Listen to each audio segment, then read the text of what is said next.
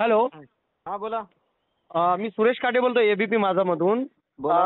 कटानवरे साहेब, आत्ता जे कोर्टामध्ये जे काय तुमचं युक्तिवाद झालेला आहे अक्षय शिंदे याच्या मृतदेहाबाबतीमध्ये, नेमकं आता काय प्रक्रिया सुरू आहे आणि त्याचा अंतविधी कधीपर्यंत होणार आहे, काय माहिती आहे सगळी आपल्याकडे एकंदरीत?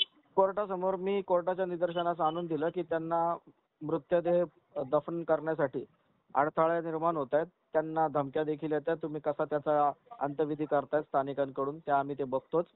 आणि म्हणून मी कोर्टाच्या निदर्शनास आणून दिला असता सरकारी वकील वेणेगावकर यांनी सांगितलं की तिकडचे डीसीपी लोकल अथॉरिटीशी बोलतील आणि त्यांचा अंत्यविधी जो काय आम्ही तो त्याचा निर्णय घेतो.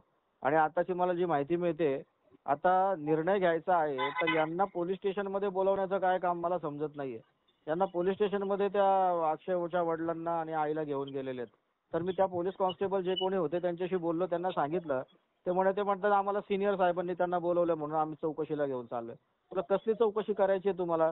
एवढ्या रात्री एखाद्या महिलेला जर 7च्या नंतर तुम्हाला जर घेऊन जायचं असेल तर तुम्ही स्वतः लेडीज कॉन्स्टेबल तुम्ही तिकडे पोलीस येऊ शकत नाही का? त्यांच्या घरी त्यांचा मुलगा वारलाय, एवढी तुमच्यामध्ये संवेदनशीलता नाही? त्याला घेऊन जाताय तुम्ही त्यांच्या रात्रात. तर ते म्हणाले मी वरिष्ठांशी बोलतो, वरिष्ठांच्या कानावर ही गोष्ट घालतो, असं आतापर्यंत बोलणं झालेलं आहे. आणि आता अक्षय शिंदेच्या वडिलांचा माझा फोन लागत नाहीये.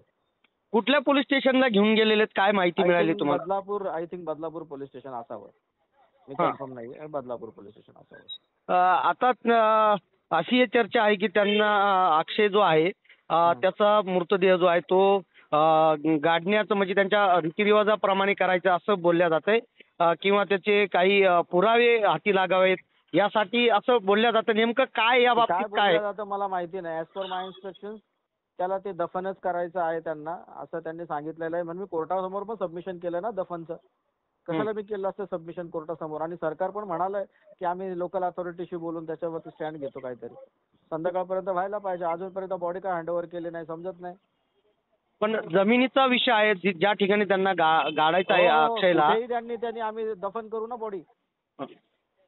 तर तशी काही आपलं ऑर्डर्स किंवा काही कोर्टाचे आदेश प्राप्त झालेले आहेत का जमीन संदर्भाबाबतीत? सरकारने आमची विनंती मान्य केली नसती तर कोर्टाने आदेश केला असता ना. सरकार म्हटलं ना आम्ही घेतोय त्याच्यावरती दखल. कोर्टासमोर सरकारने म्हटलंय.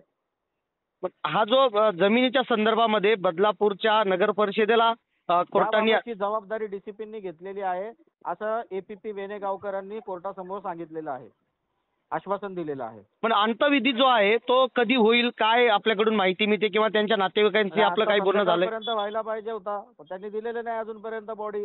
जागा कुठे दफन करायची तेही सांगितलेलं नाहीये. त्यांची जबाबदारी आहे, तुम्ही त्यांना प्रश्न विचारा. माझ्यापेक्षा ते पोलीस पण तुम्हाला जास्त प्रश्नाची उत्तरं चांगल्या पद्धतीने देऊ शकतील. त्यांचं काम आहे ते, लोकल अथॉरिटीज आणि पोलीस. ठीक आहे, धन्यवाद. आपण बोललात आमच्यासोबत. ओके.